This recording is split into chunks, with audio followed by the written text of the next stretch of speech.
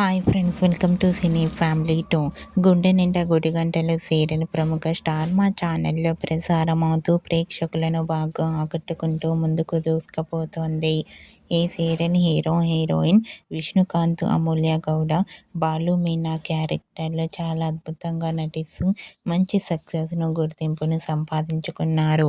బాలు మీనా కొన్ని టీవీ షోలలో కూడా పార్టిసిపేట్ చేస్తూ సందడి చేస్తున్నారు. వీరిద్దరి పేరు చూడటానికి చాలా బాగుంటుంది.